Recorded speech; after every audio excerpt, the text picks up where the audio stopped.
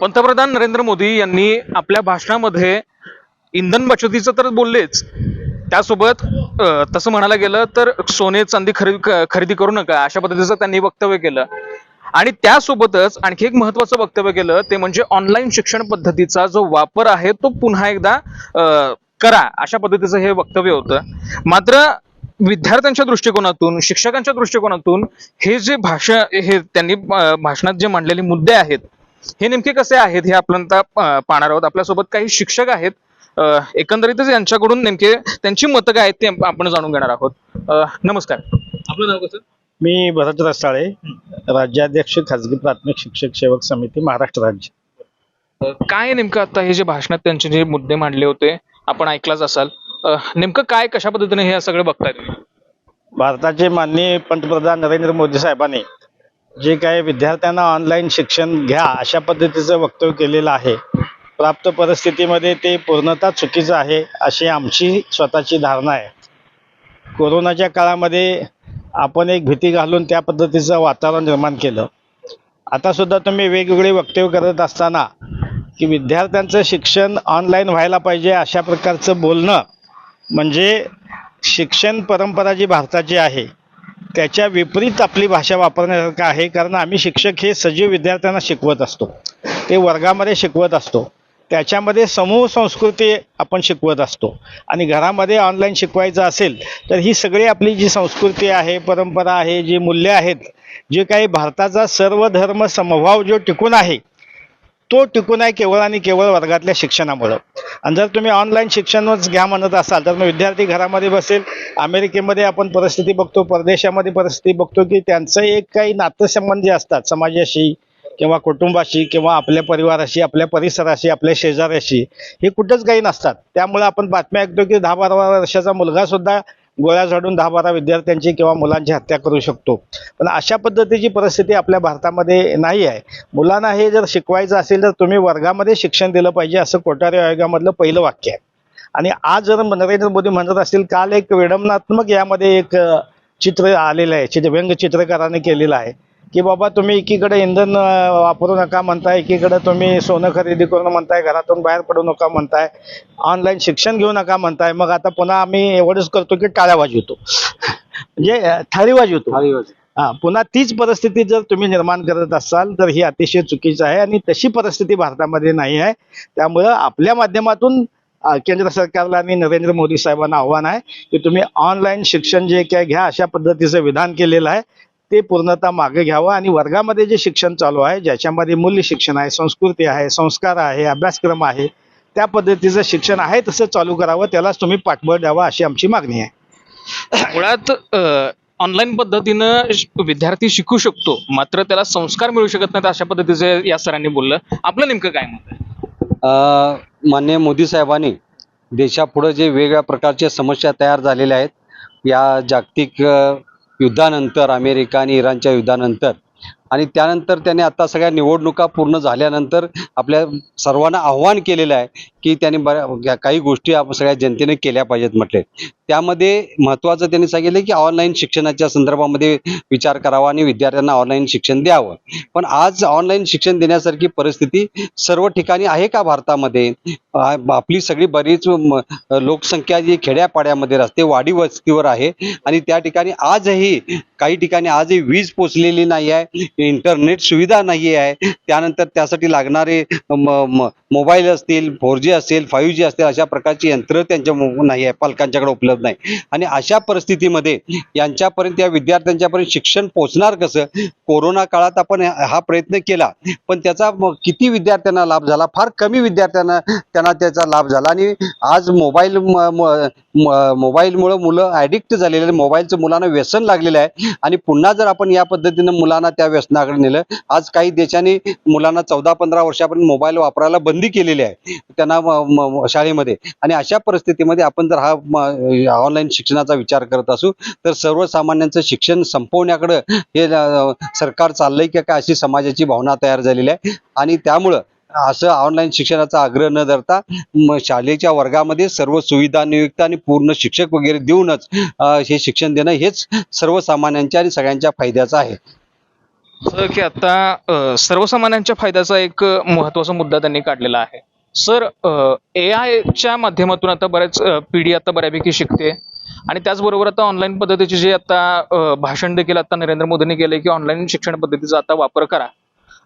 आपण एक शिक्षक संघटना म्हणून किंवा शिक्षक म्हणून तुम्ही तयार आहात का ऑनलाईन पद्धतीचे? ऑनलाईन पद्धतीचे कोरोनाच्या काळातले दुष्परिणाम आजही आपण बघतो आहोत. जगातले अनेक देश या मुलांना मोबाईलपासून दूर ठेवण्यासाठी कायदेशीर मार्गाने बंदी घालतायत आणि अशा सगळ्या परिस्थितीमध्ये ऑनलाईन पद्धतीनं शिकवणं शिक्षकांना सोयीचं होईल, सोपं होईल, परंतु पिढ्यांचं काय? ही समोर मुलं असताना त्यांच्यावरती संस्काराच्या माध्यमातून जे आम्हाला काही विचार त्यांच्यावरती बिंबवता येतात, त्यांना घडवता येतं, हे ऑनलाईन पद्धतीनं घडवता येत नाही आणि याचे दुष्परिणाम दीर्घकालानंतर जे काही पाहावयास मिळतील ते भयानक असतील. त्यामुळे शिक्षक आज ऑनलाईन पद्धतीनं शिकवण्या एवढा तंत्रज्ञान आत्मसात केलेला शिक्षक आहे, नाही असं नाही, परंतु त्याचे दुष्परिणाम बघितले तर हे मर्यादित वापरासाठीच त्याचा उपयोग व्हावा.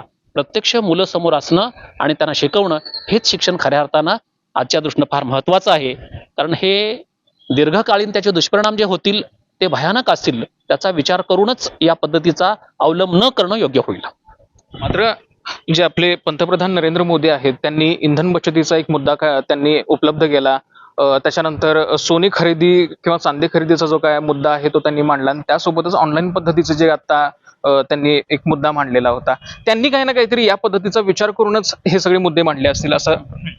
जरी ऑनलाईन शिक्षण पद्धतीचा त्यांनी म्हणजे पंतप्रधान साहेबांनी विचार केलेला असला तर तो कंपन्यांसाठी किंवा महाविद्यालयीन विद्यार्थ्यांच्यासाठी, युनिव्हर्सिटीच्या विद्यार्थ्यांच्यासाठी ठीक आहे, पण प्राथमिक माध्यमिक शाळांच्या विद्यार्थ्यांना वर्गातच शिक्षण देणं अत्यंत महत्त्वाचं आहे. वर्गातच शिक्षण देणं अत्यंत महत्वाचं आहे अशा पद्धतीचं सरांचं किंवा बाकीच्या सगळ्या शिक्षकांचं काही म्हणणं आहे. आपण नेमकं याकडे नेमकं कसं बघता?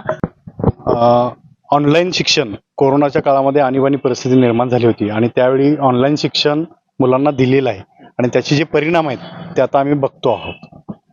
खरं तर ऑनलाईन शिक्षणामुळं मुलाच्या हातात मोबाईल देतो आपण आणि त्या मोबाईलमुळं मुलं वेगवेगळ्या प्रकारचे गेम्स आणि इतर काही गोष्टींकडे आकर्षित होतात आणि याचा मुलांच्या व्यक्तिगत विकासावर खूप मोठा परिणाम होतो.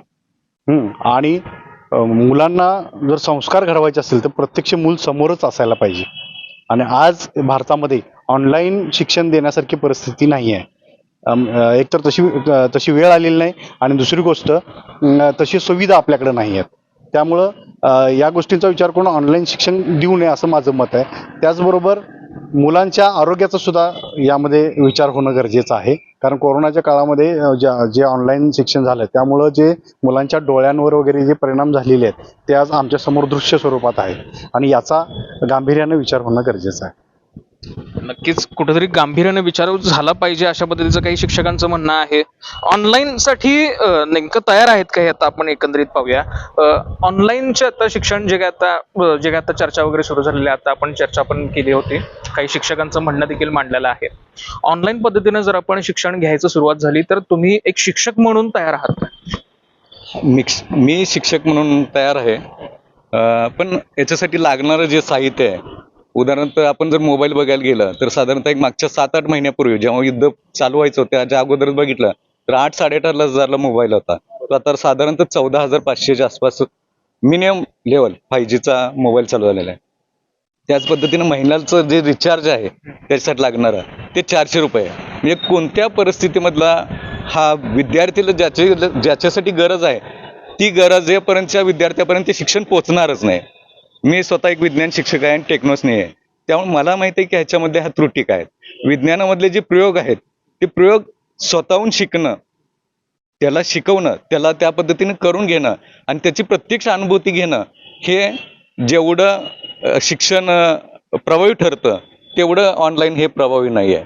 म्हणजे मी अभिमानाने सांगू शकतो की मी बाईंनी मला माझ्या बोटाला धरून शिकवलं किंवा बाईने मला प्रेमाने शिकवलं तसं आजकालचा विद्यार्थी म्हणेल मी उंदराच्या शेपटीला म्हणजे माऊसच्या वायरला धरून शिकलो किंवा माऊसला धरून शिकलो. म्हणजे अशा प्रकारचं हे शिक्षण काय होणार नाही आहे आणि हे विद्यार्थ्यांना परवडणार नाही आहे. त्याच पद्धतीने पालकांना पॅनिक. कालच नीटची परीक्षा कॅन्सल झाली, माझा स्वतःचा विद्यार्थी होतो. हे जर अशा पद्धतीने होत असेल 22 लाख घरांचं नुकसान झालं त्या ठिकाणी. तशाच प्रकारे हे आत्ताच मगाशी सर म्हणले किंवा या ठिकाणी प्रत्येक पिढीचे आता दुष्परिणाम आपण बघतोय. तर अशा प्रकारच्या ह्या पिढ्या न घडता फक्त ऑनलाईन पुढे जातील. जर आणखीन एक बोलायचं होतं म्हणजे चीनमध्ये ऑनलाईन शिक्षण दिलं जातं, पण त्यांच्यामध्ये इन्फ्रास्ट्रक्चर त्यांनी प्रोव्हाइड केलेलं आहे. म्हणजे जे सरकार आहे त्यांचे स्कूल्स आहेत त्यांना इन्फ्रास्ट्रक्चर देतं, तसं आमच्याकडे कोणतंही इन्फ्रास्ट्रक्चर नाही आहे. त्यांना कोणत्याही प्रकारचं अवेलेबिलिटी नाही आहे, त्यांना नेटवर्क नाही आहे. ज्या आमच्याकडे शाळा बंद करायचं चालू आहे आता, पण त्याच पद्धतीनं इथं जर इन्फ्रास्ट्रक्चर दिलं तर आम्ही आणखीन त्या पद्धतीने चांगलं शिकू. पण जे प्रत्यक्ष अनुभूती आहे ही विद्यार्थ्यांना ऑनलाईन शिक्षणातून आपण देऊ शकणार नाही. विद्यार्थ्यांना ऑनलाईन शिक्षण पद्धतीनं काही पद्धतीनं शिक्षक तयार आहेत, मात्र विद्यार्थ्यांच्या संस्कारांचं काय, अशा पद्धतीचं हे जे काय आता मत आहे ते आता आपण पाहिलं. एकंदरीत तुमचं नेमकं मत काय अगदी थोडक्यात? विद्यार्थ्यांचा सर्वांगीण विकास करायचा असेल तर ते वर्गातच केलं जातं, कारण मूल्य शिक्षणावर खूप महत्त्व दिलं जात होतं. आणि आता ऑनलाईन शिक्षण घेतलं तर मुलांचं आणि शिक्षकांचं भावनिक नातं जे असतं ते तयार होणार नाही. त्यामुळे मुलांचं सामाजिक, शैक्षणिक, भावनिक विकास करायचा असेल तर वर्गातच शिक्षण दिलं पाहिजे. ऑनलाईन शिक्षणानं विद्यार्थ्यांचा सर्वांगीण विकास होणार नाही असं माझं. शिक्षणामुळं शासनाचं एक षडयंत्र आहे काय अशा पद्धतीची भीती माझ्या मनामध्ये आहे. कारण अनेक शिक्षक त्यामुळे बेकार होतील. नवीन पिढी जी शिक्षण क्षेत्रामध्ये येणार आहे म्हणजे शिक्षकाची भरती जे काय करायची म्हणजे शिक्षकाच्या नोकऱ्या कमी होतील, बेकारी वाढेल, हा एक मुद्दा त्याच्यामध्ये आहे. आणि फक्त जे मुठभर लोक धनिक आहेत ज्यांच्याकडे सोयी सुविधा उपलब्ध आहेत म्हणजे आहेरे वर्ग एक समाजामध्ये आहे त्याचं शिक्षण होईल. आणि नाहिरे वर्ग जे झोपडपट्टीतले वाडी वस्तीवरचे जी मुलं आहेत या ऑनलाईन शिक्षणामुळे ती वंचित राहतील. आणि शासनाचा हा एक वेगळा अजेंडा आहे काय अशा प्रकारची भीती म्हणजे शिक्षकांना नोकऱ्या मिळू नयेत, गरिबांचं शिक्षण होऊ नये, अशा प्रकारचा एक छुपा अजेंडा या पाठीमागं आहे काय अशी एक माझ्यासारख्या सर्वसामान्य नागरिकाला एक शिक्षक म्हणून भीती वाटते.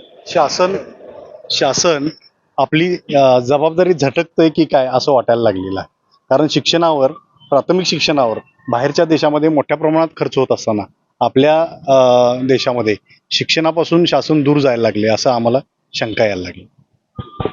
जसं की आता आपण पाहिलं एकंदरीतच शिक्षकांची जी विचारसरणी जर आता आपण बघितली तर मात्र AI साठी किंवा ऑनलाईन शिक्षण पद्धतीसाठी हे सगळे शिक्षक तयार आहेत, मात्र विद्यार्थ्यांच्या संस्कारांचं काय, विद्यार्थ्यांवर जे जडणघडण होते एक प्राथमिक याच्यामधून ज्यावेळी एखादा विद्यार्थी घडत असतो तर त्यावेळी त्यावर काही संस्कार केले जातात. शिक्षकांचे संस्कार फार महत्वाचे असतात, मात्र हे ऑनलाईन पद्धतीच्या शिक्षणामुळे हे होऊ शकत नाहीत असे काही शिक्षकांचं जे म्हणणं आहे ते आता आपण ऐकलं.